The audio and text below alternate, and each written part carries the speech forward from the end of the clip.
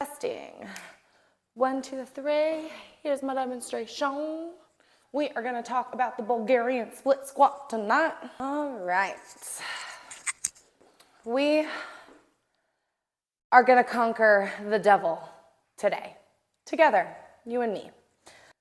I see a lot of videos trying to explain how to get set up for the Bulgarian split squat. I'm going to go over exactly what we are looking for when looking at your ideal form and your foot placement. We're also going to be talking about why we're doing Bulgarian split squats in the first place, what is actually their purpose and what they're accomplishing. And then I'm going to talk about how to make them better and harder and easier for those who maybe aren't ready for a full bench yet. So let's first talk about what we are doing with the Bulgarian split squat. A regular split squat, you are splitting up your squat and you're just going down and up.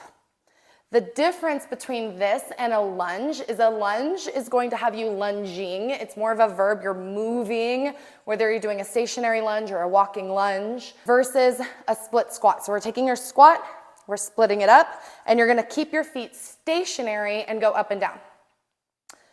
So from here, to make this harder, we can increase our range of motion. So if you watched a previous video of mine, I talk about progressive overload, and one of the ways to make your exercises and your workouts harder and more challenging in order to increase the demand you're putting on your body, which forces it to grow and get stronger, we want to either increase the weight or find other ways to increase difficulty.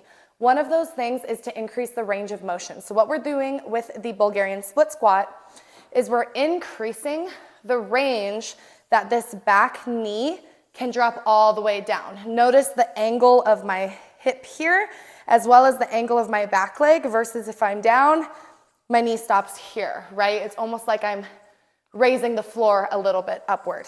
So we are attempting to move away from calling exercises after certain nationalities or groups of people. So instead of calling this a Bulgarian split squat, you'll also see it called a rear foot elevated split squat. Rear foot elevated split squat. You can also do a front foot elevated split squat. Typically it won't be as high of an elevation when you're doing it with the front foot. So the Bulgarian split squat or the rear foot elevated split squat, you'll see a lot of videos try to demonstrate with like sitting on your leg, reaching out, coming out here. But again, that doesn't teach you like, is my foot still in the right spot? What are we actually looking for when checking your form during this exercise? The first thing is this front leg. I want your foot to be completely flat against the floor. So if you're too close, a lot of times what happens is when you drop down, your heel's gonna lift up. So that means we've got to walk a little further out. If you are too far forward, you're going to feel this huge stretch in this back leg, and you most likely won't be able to bend that far down. So we don't want to be too far out either. So the ideal stance, our foot should be flat. When we drop down, most of my weight is on this front leg. So I'm not shifted back onto this leg. You'll see this done a lot like this. See that difference? I'm scooping back before coming back up. What you want to do instead, you should be able to put all of your weight in this front foot, then kick back this leg. You shouldn't put a lot of weight or support in your back leg. So when you drop down, you're essentially doing a single leg squat. Again, there's not a lot of weight in my back foot. Notice how I can pick that up, right? So obviously keep it down. You're doing a Bulgarian split squat, not a pistol squat. However, to illustrate that point, we want to be able to put all of our weight here. Now, notice my torso is slightly leaned forward. You'll see a lot of the time people will try to explain, oh, you want a quad-focused Bulgarian split squat or a glute-focused Bulgarian split squat. Your quads and your glutes are going to be working regardless of the bias of this exercise. However, the reason I like to do more what we would call glute accentuated or glute focused Bulgarian split squats is due to the angle that the low back is actually in. So I'm gonna change legs here. If I focus on coming straight up, proud chest as you hear, tall spine, right? Notice this tilt and arch that happens in my low spine, right? Now when I come down, I feel this huge stretch here, and if I add weight to this, that's going to be a lot on my low back, and my glute isn't working that hard. When we shift our weight and torso forward slightly, this hip hinge, what we're doing is we're hinging the hip forward to target this glute more and taking out that extreme arch in the low back. Now mentally, what I'm thinking about during this exercise is I'm thinking about dropping my back knee down, then I'm thinking about pushing the floor away with my front leg. Drop the knee down, push the floor away. And I'm using my full foot. If you find yourself wobbly, your foot's maybe caving in and out, we're gonna kick off our shoes, if your gym allows. We're gonna focus on putting our full pressure into our tripod of the foot, which is going to be your big toe, your pinky toe, and your heel. You're gonna think about lifting your arch up, rotating that kneecap into the midline of your foot, and keeping this nice and stable on that front side.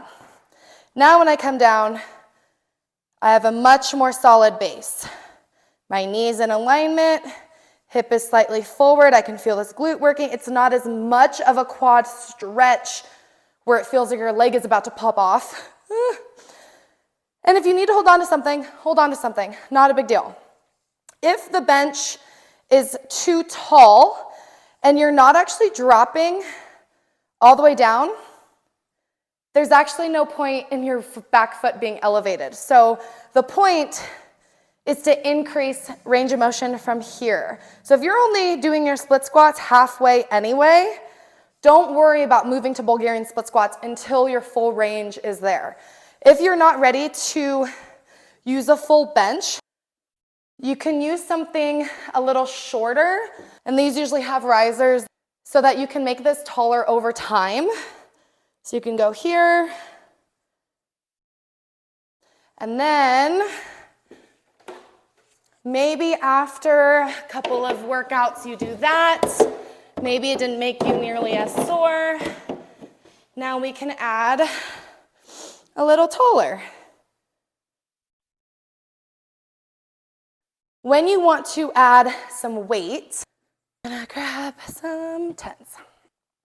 When you are ready to add some weight to your Bulgarian split squat, make sure you are going full range. It should be a little bit easier than it has been. You will see people hold it in the opposite hand or contralateral of the working leg. This is a great way. This is my personal favorite way, but it's not the only way. So you can either go on the inside of this leg, you can also go on the outside of this leg, which some people say they feel it more in their glute when it's on the outside. So either way is fine. You can also, of course, hold 2. You can also do this if you're ready to really add some spice. We can do a drop set. So we start with 2. You're going to do 5 or 6 reps, and these should be heavy. Then you're going to drop 1. Again, doesn't matter which one. Do 5 or 6 more reps. Then drop the other one, and do 5 or more reps with body weight. If you hate yourself, feel free to give that one a try. You can also begin pausing at the bottom of your Bulgarian. Dead stop, push away. I'm also actively thinking about pushing my knee outward while I'm doing that. Speaking of, if you tend to cave inward with your knee and you're losing balance and you're losing your alignment that way and you notice this knee cave is happening, what we can do is add a band around that knee, forcing it into that cave. So you want to fight against the band here. So the band's pulling me more into that cave, creates a little bit more awareness for my brain to know that I need to be pushing outward and using this glute more. So if you're having trouble activating your glute, you're having trouble keeping that knee out, having trouble placing your full foot onto the ground, try using a band. This is a hard video. One of my favorite reasons to do Bulgarian split squats is one, they're challenging. So I just love to torture people and myself. But it works a lot of coordination, balance. You're also getting a huge stretch in that quad, which I find a lot of us are really, really tight in our hip flexors. So doing exercises that double as mobility and stretching works really, really well, especially if you don't have time to separate your weight training and your mobility and flexibility training. By training to newer depths and working by increasing your range of motion, getting more of a stretch, you're going to be increasing your mobility and flexibility of those muscles and joints as well, which is awesome. Another reason I'll use Bulgarians is when my back is a little bit sensitive or I'm having a little bit of a flare-up, maybe I'm freshly coming back into the gym after a bout of inactivity, and I don't want to use the barbell, I will actually do Bulgarian split squats because they are challenging enough for me. They work my quads and my legs the same way that a squat would. It's a squat pattern, if that makes sense, but it's not as taxing on my central nervous system or compressing on my spine. I love using these for clients, even if we start with a smaller step. So again, gauge it towards your level and ability right now. Don't try to do what you see people on Instagram doing. And eventually you can go up all the way to the bench. You can add some weight, start doing drop sets, experiment which hand you prefer holding a single dumbbell in. You can also end up doing this with a barbell eventually, but it's much harder and a little bit riskier. So I didn't want to show that version. I prefer dumbbells, kettlebells, and using free weights for this. So happy split squatting, and I hope this video helped. And happy torture.